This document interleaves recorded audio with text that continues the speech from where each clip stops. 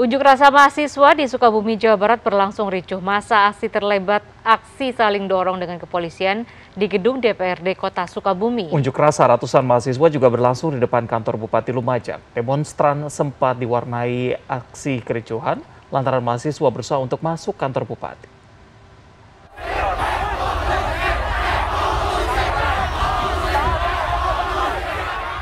Ribuan mahasiswa yang terdiri dari 21 elemen mahasiswa bersama warga terlibat kericuhan di gedung DPRD Kota Sukabumi, Jawa Barat Selasa sore. Bukan hanya mahasiswa, aksi ini juga diikuti oleh puluhan pengendara ojek online yang merasa berat dengan kenaikan harga BBM. 5 tuntutan mahasiswa yaitu tuntut penurunan harga BBM, pengontrolan bahan-bahan pokok, kelangkaan minyak goreng, penegakan reforma agraria, dan menuntut adanya pemulihan ekonomi nasional. Pertama kita memang minyak dunia, tetapi kan hari ini kita susah. Yang kedua juga kita menyikapi terkait bagaimana kenaikan bahan-bahan pokok. Akibat daripada dampak kenaikan pertama, pertalite susah sehingga bahan pokok ikut naik. Yang ketiga bagaimana langkanya minyak goreng. Ini juga yang menjadi keresahan masyarakat hari ini.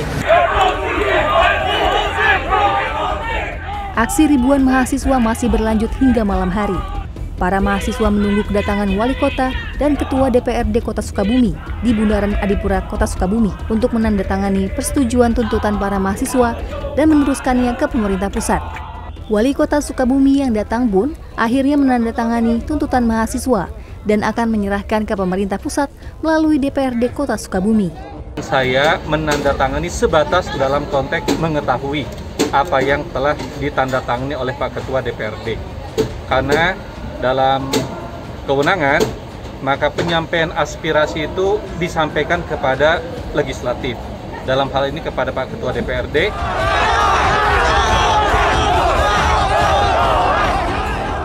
Ratusan mahasiswa melakukan unjuk rasa di depan kantor Bupati Lumajang Selasa petang.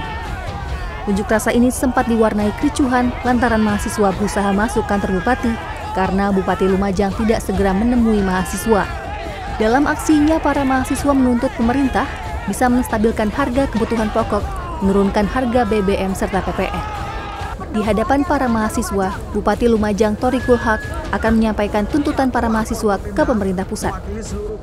Harapan dari adik-adik mahasiswa dan masyarakat untuk kami sampaikan sebagai bagian dari hari ini yang harus disampaikan kepada Kementerian Pemerintah Pusat sebagai bagian dari pengambil kebijakan. Usai tuntutan para mahasiswa ditentangani oleh Bupati Lumajang, ratusan mahasiswa membubarkan diri dengan tertib. Tim Liputan CNN Indonesia.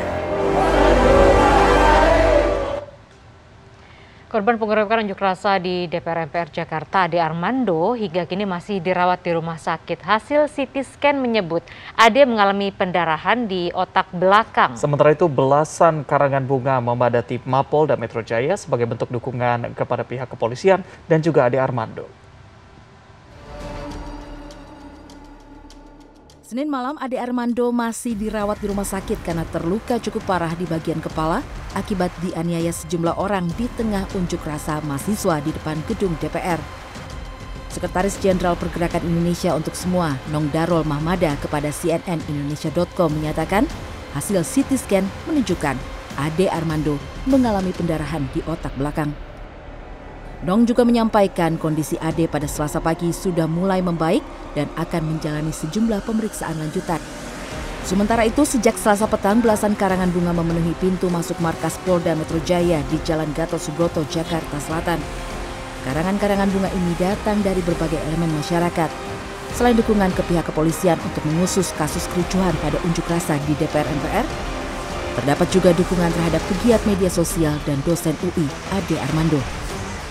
Pegiat media sosial sekaligus dosen UI, Ade Armando, yang bermaksud memantau pelaksanaan unjuk rasa BEM SI malah menjadi korban pemukulan pada Senin lalu. Belum diketahui pihak mana yang memukulinya, namun dari video yang beredar, Ade Armando dikeroyok oleh sejumlah orang. Indra Jaya Putra, kameramen Ade Armando, kepada detik.com menceritakan kronologi insiden pemukulan itu. Indra menyatakan mereka yang memukuli Ade Armando bukanlah dari kalangan mahasiswa. Nah, saya ngeliat bener tuh bukan mahasiswa pokoknya, intinya.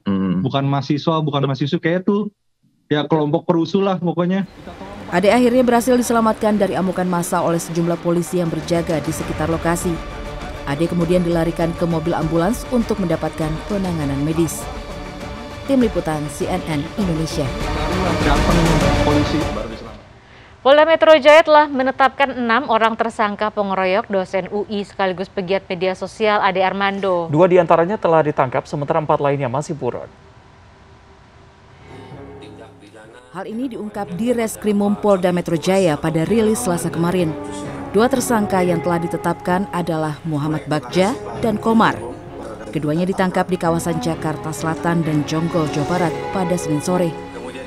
Sedangkan 4 tersangka yang masih buron adalah Abdul Manaf, Abdul Latif, Dia Ulhak, dan Ade Purnama.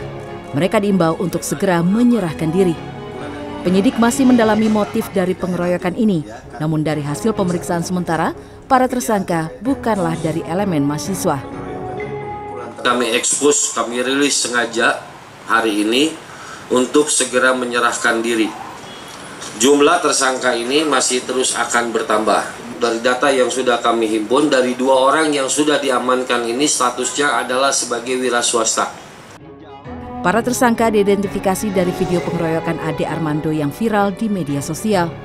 Mereka dijerat pasal 170 KUHP tentang pengeroyokan. Budi Tanjung, Jakarta. Polisi meminta keterangan 17 saksi untuk mendalami kasus pembakaran pos polisi Pejompongan yang dibakar oleh sekelompok orang usai unjuk rasa 11 April kemarin. Selasa siang, tim Laboratorium Forensik Mabes Polri dan Polres Jakarta Pusat melakukan olah tempat kejadian perkara di pos polisi Pejompongan yang dibakar oleh sekelompok orang. Sebelumnya, Pol Subsektor Pejompongan dibakar orang tak dikenal pada pukul 7 Senin malam setelah sebelumnya peserta demonstrasi dipukul mundur ke arah Simpang Slipi dari depan gedung MPR DPR. Api yang awalnya membakar ruang pelayanan publik kemudian merembet ke 2 ruang lain yang berada di bagian dalam Polsek.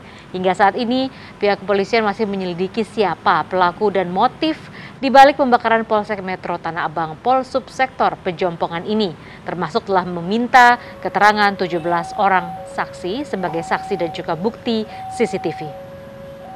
Dalam itu mungkin ada jejas abu, kemudian barang-barang yang ada di dalam, mungkin kayak semacam kabel, kemudian ada kaca, samplingnya yang diambil.